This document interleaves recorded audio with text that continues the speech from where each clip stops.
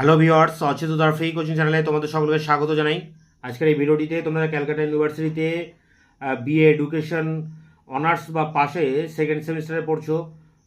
তোমাদের যে ডিএসসিসি 2 বা এমডিসি 2 বা MN2 পেপারটি রয়েছে, সাইকোলজিক্যাল ফাউন্ডেশন অফ এডুকেশন, অর্থাৎ শিক্ষা মনোবিজ্ঞান, এই পেপারটির একটি গুরুত্বপূর্ণ ইম্পর্টেন্ট প্রশ্ন এরিকসনের মনোসামাজিক বিকাশের তত্ত্ব।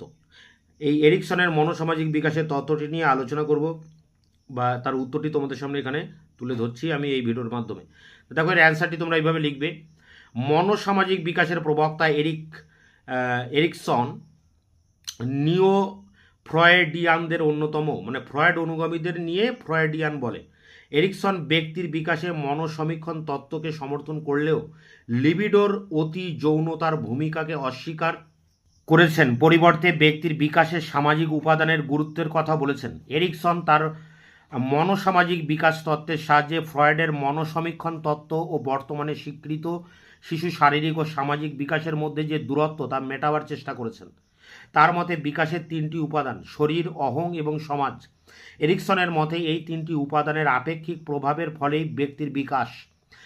তার এই তত্ত্বে জৈবিক, নৃতাত্ত্বিক এবং সামাজিক শক্তির সমন্বয় ঘটেছে। মনোসামাজিক তত্ত্ব বুঝতে গেলে এরিকসনের উল্লেখিত মূল উপাদানগুলি বোঝা প্রয়োজন। এগুলি হলো: 1. ইদম জন্মগত এবং অহম ইদম থেকে সৃষ্ট ফ্রয়েডীয় তত্ত্ব।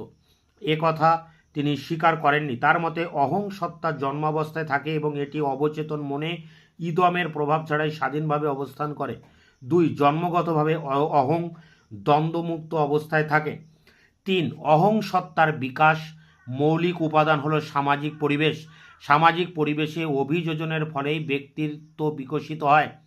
4. ব্যক্তি ও সমাজের চাহিদার মধ্যে দ্বন্দ্ব দেখা দিলেই অভিযোজনমূলক আচরণের প্রয়োজন হয়। এই দ্বন্দ্বকেই এরিকসন বলেছেন মনোসামাজিক দ্বন্দ্ব।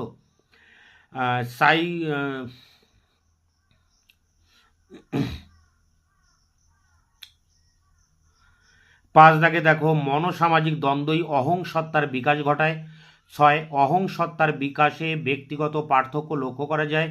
7. অহং সত্তার বিকাশই হলো ব্যক্তির বিকাশ। প্যারা করে লিখবে, ইদম এবং অহম সম্পর্কে এরিকসনের ধারণার প্রেক্ষিতে বলা যায় যে অহম যেহেতু একটি স্বাধীন সত্তা এবং ইদমের দ্বারা প্রভাবিত নয়, সেজন্য ইদম এবং অহমের মধ্যে নির্গাম দ্বন্দ্ব গুরুত্বপূর্ণ নয়। ফ্রয়েডীয় ধারণা।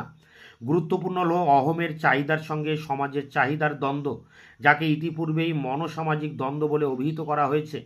এই দ্বন্দ্বের নিরসনের মধ্য দিয়েই ব্যক্তির ব্যক্তিত্বর বিকাশ এগিয়ে চলে। প্যারা করে দেখো, এরিকসন শিশুর জীবন বিকাশের 4টি পর্যায়ে বিভক্ত করেছেন। এগুলি হলো: 1. প্রারম্ভিক পর্যায়, 2. মধ্যবর্তী বা প্রাক বয়ঃসন্ধিক্ষণ পর্যায়, 3. বয়ঃসন্ধিক্ষণ বা কৈশোর পর্যায়, 4. পরবর্তী পর্যায়।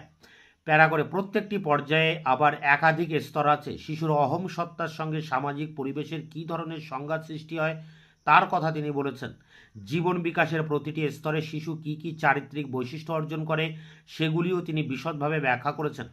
এরিকসনের মতে জীবন বিকাশের স্তরগুলি পর্যায়ক্রমে ঘটে। ব্যক্তি বিকাশের নির্দিষ্ট স্তরে মনোসামাজিক সংঘাতগুলি মোকাবিলা করার পর পরবর্তী স্তরের সংঘাতগুলির অভিযোজনের প্রস্তুত হয়। তো এই ছিল এরিকসনের মনোসামাজিক বিকাশের উপরে যে 10 বা 15 নম্বরের কোশ্চেন অ্যান্সার, সেটি তোমাদের সামনে আলোচনা করলাম। তোমরা এটিকে সংগ্রহ করে পরীক্ষার জন্য প্রস্তুতি নাও। তোমাদের এই পেপারটির একাধিক প্রশ্নের উত্তর আমার চ্যানেলে আপলোড করা আছে এবং যেগুলো এখনও পর্যন্ত আমি দিতে পারিনি যার উত্তর, সেগুলো খুব দ্রুত তোমাদের সামনে এনে হাজির করব। ততক্ষণে তোমরা চ্যানেলকে সাবস্ক্রাইব করে রাখবে, বন্ধুদের কাছে শেয়ার করবে, নিজেদের মতামত জানাবে কমেন্ট সেকশনে কমেন্ট করে, এবং ভিডিওটি ভালো লাগলে অবশ্যই লাইক দেবে।